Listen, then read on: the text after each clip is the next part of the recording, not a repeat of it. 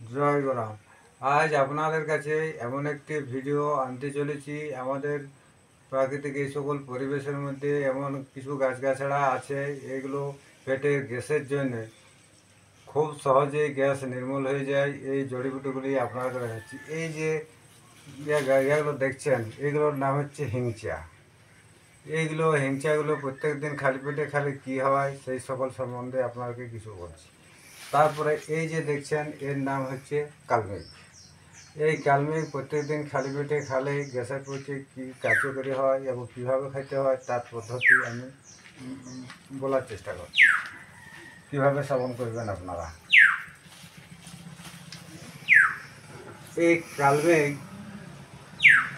প্রথমে আপনারা শিল দিয়ে কিংবা ওর কিছু পাতা, ওই যে কিছু পাতাকে কিংবা নাটিকে নিয়ে সেই পাতাগুলোকে আপনারা শিলে কিংবা মেশিনের মধ্যে আপনারা ভালো করে ওকে পেশাই করবেন। পেশাই করার পর সেটাকে একটি কি দুটি গোলমরিচ আপনারা মেশাবেন সেটার মধ্যে।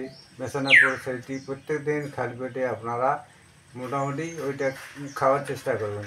তারপরে এই হিংচাকেও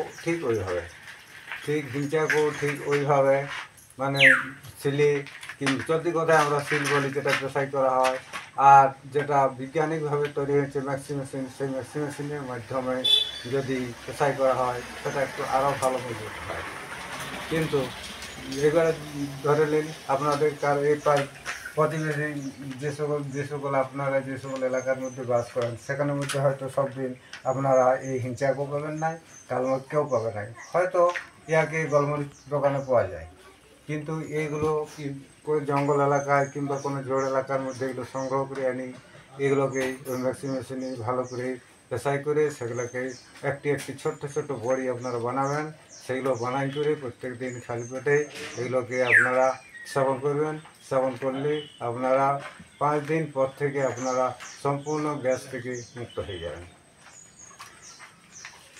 গ্যাসের আবার যে সকল গ্যাসের সম্বন্ধে যদি এগুলোর মধ্যে না পরিষ্কারভাবে গ্যাস যাচ্ছে, তাহলে আবার আপনারাকে কিছু খাদ্য খাবারের উপর চেঞ্জ করতে হবে।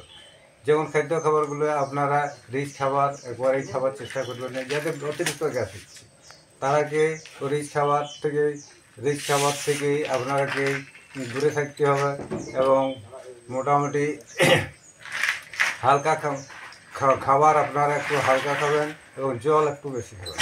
প্রত্যেকদিন 5 থেকে 6 লিটার 7 লিটার আপনারা জল খাবেন এবং মোটামুটি এক ভাগ যদি খাবার খাওয়া হয় 3 ভাগ জল এইভাবে সেবন করার চেষ্টা করবেন। তাহলেই মোটামুটি শরীর ভালো যাবে এবং প্রত্যেকে সকালবেলা একটু হাঁটাচলা করার চেষ্টা করবেন।